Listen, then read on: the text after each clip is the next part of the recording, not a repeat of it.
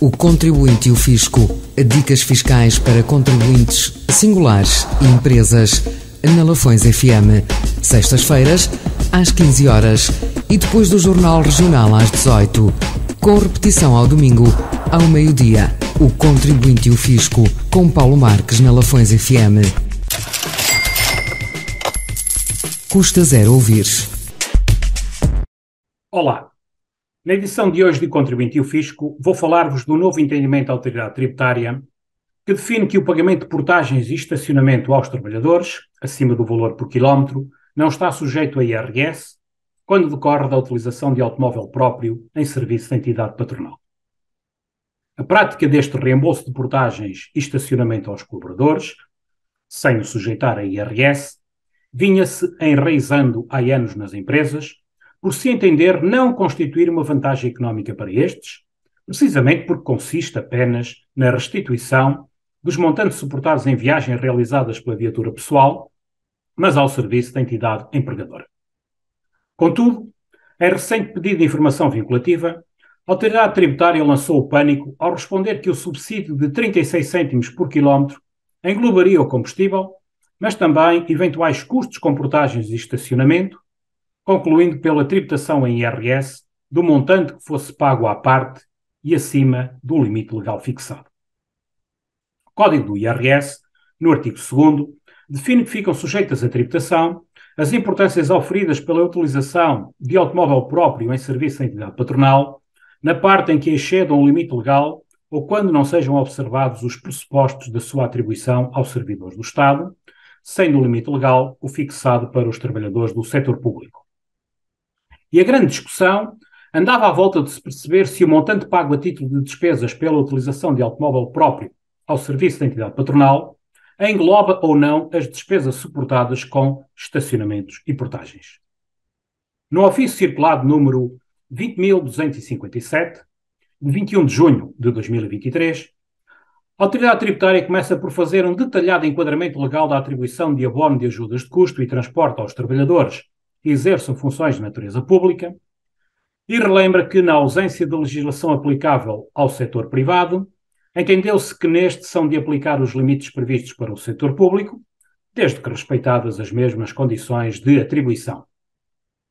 Assumindo que no âmbito do Decreto-Lei nº 106/98, de 24 de abril, nada é referido quanto à inclusão ou não no subsídio de transporte, no caso dos quilómetros, do montante relativo às portagens e estacionamentos, a Autoridade Tributária relembra os pressupostos subjacentes à interpretação das leis fiscais e que com a atribuição do subsídio de transporte visa-se atribuir aos trabalhadores uma compensação, sem caráter remuneratório, que tem como objetivo ressarcir o trabalhador dos encargos que este previsivelmente suporta em deslocações ao serviço da empresa. Constatando que aquele decreto-lei prevê que o subsídio por quilómetro percorrido deve ser calculado de forma a compensar o funcionário da despesa realmente efetuada, desenvolve o ofício circulado que, ao pagamento de despesas com quilómetros ao trabalhador, preço por cada quilómetro, está subjacente o sacrifício deste pela disponibilização do seu veículo ao serviço da empresa, tendendo-se compensá-lo pelas despesas previsivelmente suportadas inerentes ao uso da viatura, nomeadamente custos com combustíveis, seguros, impostos e despesas de manutenção, IUC, inspeções periódicas, etc. E concretiza que os custos concretamente identificados que possam vir a ser suportados acessoriamente no âmbito de uma deslocação ao serviço da entidade patronal, relativos a portagens e estacionamentos, são gastos que afetam negativamente a esfera patrimonial do trabalhador, incorridos no âmbito da sua atividade laboral e no interesse da respectiva entidade empregadora, pelo que devem, por ela, ser suportados.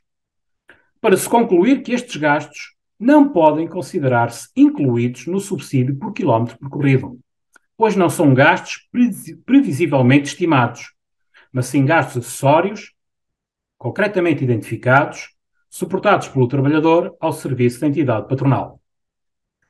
Refere ainda à AT que, a não ser assim, poderia estar-se por esta via, e no que concerne às portagens, a desincentivar o trabalhador do uso da autoestrada, levando-o a optar por percursos mais longos e morosos, com as consequentes perdas de eficiência.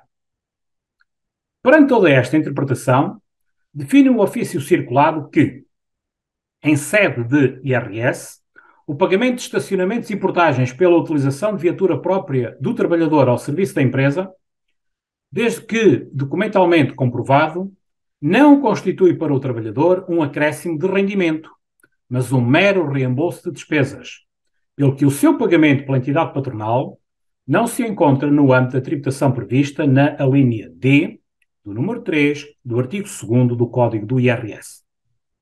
Em sede de IRC, na medida em que se trata de uma despesa incorrida pelo trabalhador com a deslocação ao serviço da empresa, é um gasto dedutível, conforme a linha D do número 2 do artigo 23 do Código do IRC.